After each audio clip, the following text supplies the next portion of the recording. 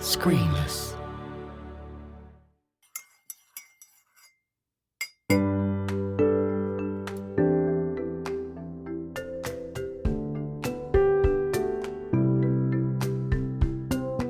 James Cridland, radio futurologist, writer, consultant, podcaster, statistician, honorary Aussie. Welcome to Creative Cuppa. It's a great pleasure. Thank you for asking. That's a lot of things, isn't it? Honorary Aussie, I'm not so sure about yet, but anyway, we'll see. Ah, okay. We'll see if they let me in. Are you doing the whole citizenship application thing? I am. Oh, fantastic. Yes. Oh, good luck with that. So, James, what's playing on your podcast app at the moment? Well, I'm in the middle of an episode of The Bugle at the moment, which is a very fine podcast, comes from the UK, but has lots of different comedians on it, and it's a satirical podcast about what's going on in the world. That's been going a long time, actually, isn't it? It has indeed, yes. So it was originally, I think it was a Times podcast, and with John Oliver and Andy Zaltzman, and then John Oliver started, doing more important things. And it's sort of moved around from place to place, but it seems to be quite happily paid for by Entail at the moment. And and it's a good podcast that comes out every single week. That must be quite an interesting take on the current world events. Yes, I mean, I think it's interesting because you've got people from the US, from Australia, from India, from the UK on it, and so there's a lot of different things going on in the world, and it's a pretty good sort of view into what's going on, and mostly taking the mick out of it. So that's always a good thing too. Nice.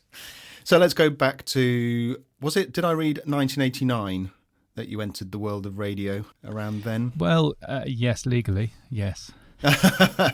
When did you realise you wanted to work in radio, and how did it all happen? Yeah, well, I was at school, and I remember I was listening to somebody called Graham Robb, who was very late at night on Radio Tees, and I thought, wow, this is something else. This is there's a human being out there connecting with lots of other human beings, and I thought, wow, that's really exciting. So when I was at school, I did A-levels in music, in physics, and in politics, so that I could work in music, radio, or engineering, or journalism. I did two of those, actually. Yeah, well, there you go. So, yeah.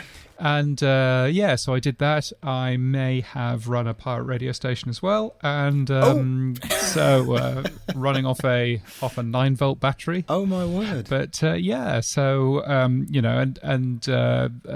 was very keen to get into that. So, and actually, I ended up taking myself away from school for a weekend.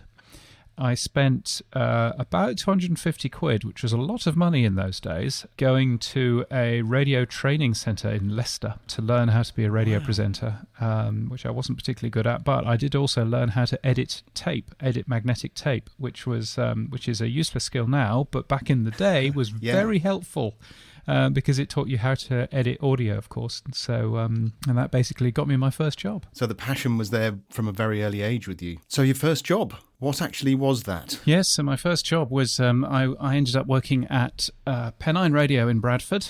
And my first actual job for a week was carrying the mobile phone out for one of the news journalists. And the mobile phone at the time was very heavy, sort of, great big... sort of suitcase thing. Which is pretty heavy for a 10-year-old,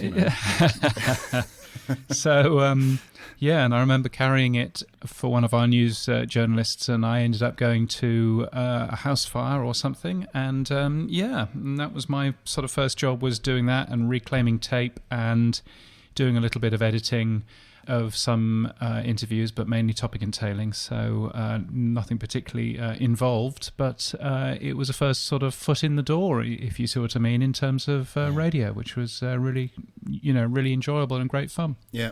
So moving on to later, when did you actually pivot to podcasting? When did you realise this was actually an industry that's going to be worth being in? Well, so I was working at Virgin Radio in London, the original, in 2005. And one of the things that my job entailed was I was looking after the website. I was looking after new platforms, on the website. And my Job really entailed, a number of different things, but one of them was seeing if we could get some press releases about our radio station and how clever we were, which is always a good thing. So in January of 2005, we put the Pete and Jeff Breakfast Show, as was, onto podcasting for the first time. So to put that into context, there wasn't podcasting in the iPhone at that time, or indeed the iPhone even hadn't been invented, but even there wasn't podcasting in the iPod. That only came in June or July of that year. So this was a very niche thing, was playing around with, a podcast with, a piece of software called Juice Podder or iPodder and all kinds of things. But and so I ended up coding the first RSS feed for that and working out the algorithm to actually take a 3-hour show and make that into a 40-minute podcast. And and realized that this was something that was really interesting, on-demand audio that you could download, that you can enjoy wherever you were, and found it a fascinating part of the industry. And so really, I've always been involved in podcasting in that sort of area, ever since. Funny you should say that about audio on demand. I'm seeing now, and I listen to your pod news on my Google Home speaker in the morning, and it mentioned this morning about featuring podcasts on radio stations. And it seems to have come full circle. Yes. The podcast on-demand audio is now going back into the broadcast audio. Yes, I mean, it's strange. So that's a radio station in the UK called Podcast Radio, which is available in London and in Manchester.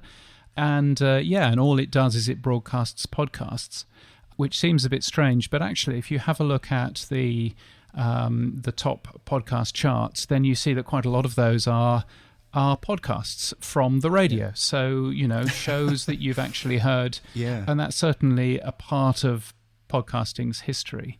And so actually seeing it sort of turn full circle is quite interesting. But there are also radio stations in the US that just broadcast podcasts. I have to say, there was one in 2005. It was called KYOU, and it was in San Francisco.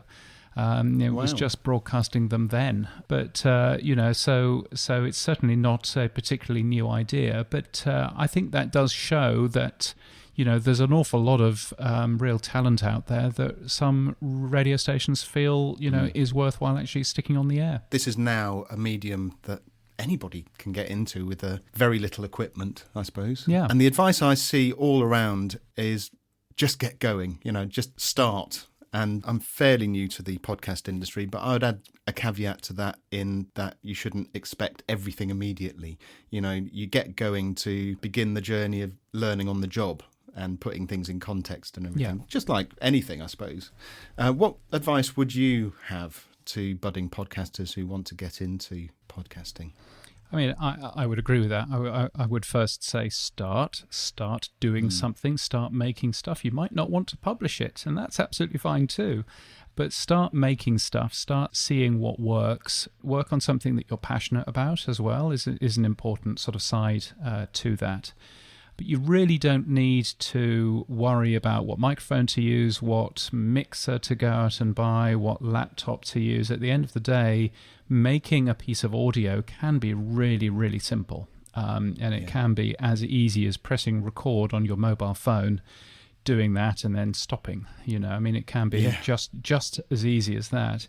So I think, from that point of view, just sort of get on and do it. The other sort of pieces of advice that I would give are sort of slightly less broad brush, but in terms of a name for your podcast, lots of people love being very clever and having very clever names, and that's fine. You can have a clever name for your podcast, but nobody will find it. So if it's a podcast about the Australian travel industry, then my advice would be call it the Australian Travel Industry Podcast. Don't call it Boarding Gate Number 5, because nobody will understand that. Too clever. So, and you can have a look at Parcast, which is a large podcast company which got bought by Spotify at the end of last year. And Parcast has done exactly that. They have a podcast about serial killers, and it's called Serial Killers. Oh, yeah. And they have a podcast about, mythology, and it's called Mythology, just to keep things really, really simple. I suppose it ties into all the SEO malarkey, doesn't it? Yeah, exactly. Whatever people type in as a search term, you want to be as close as possible to that. Yeah, exactly. And it is, SEO 101, isn't it? It's making sure that you appear there in the search results. And, Apple has a pretty good search engine for podcasts that actually returns the most popular podcasts at the top, which is very clever of it.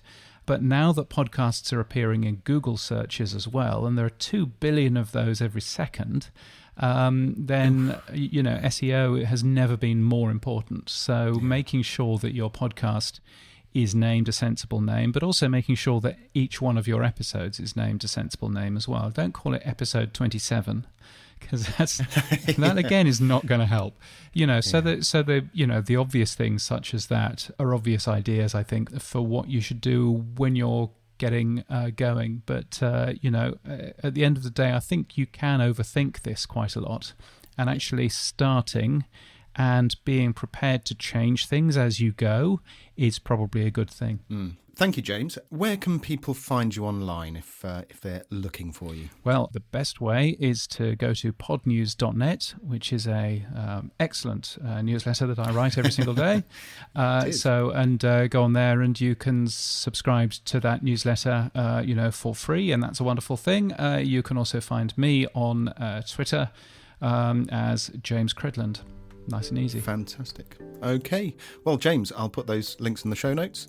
But for now, thank you ever so much for joining me for a cuppa. Thank you.